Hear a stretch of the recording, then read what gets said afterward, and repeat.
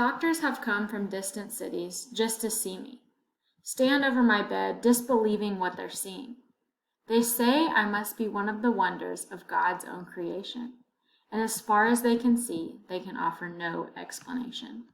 Natalie Merchant, Wonder. Part 1, August.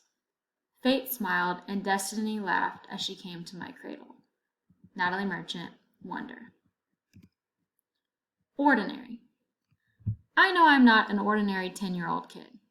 I mean, sure, I do ordinary things. I eat ice cream, I ride my bike, I play ball, I have an Xbox. Stuff like that makes me ordinary, I guess. And I feel ordinary inside. But I know ordinary kids don't make other ordinary kids run away screaming in playgrounds. I know ordinary kids don't get stared at wherever they go. If I found a magic lamp and I could have one wish, I would wish that I had a normal face that no one ever noticed at all. I would wish that I could walk down the street without people seeing me and then doing that look away thing. Here's what I think. The only reason I'm not ordinary is that no one else sees me that way. But I'm kind of used to how I look by now. I know how to pretend I don't see the faces people make. We've all gotten pretty good at that sort of thing. Me, Mom and Dad, Via. Actually, I take that back. Via's not so good at it. She can get really annoyed when people do something rude. Like, for instance, one time in the playground, some older kids made some noises.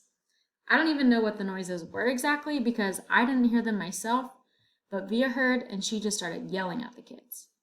That's the way she is. I'm not that way. Via doesn't see me as ordinary. She says she does, but if I were ordinary, she wouldn't feel she needs to protect me as much. And Mom and Dad don't see me as ordinary either. They see me as extraordinary. I think the only person in the world who realizes how ordinary I am is me. My name is August, by the way.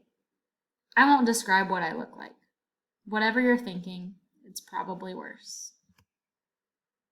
Why I didn't go to school. Next week, I start 5th grade. Since I've never been to a real school before, I am pretty much totally and completely petrified. People think I haven't gone to school because of the way I look, but it's not that. It's because of all the surgeries I've had. 27 since I was born. The bigger ones happened before I was even 4 years old, so I don't remember those. But I've had 2 or 3 surgeries every year since then. Some big, some small.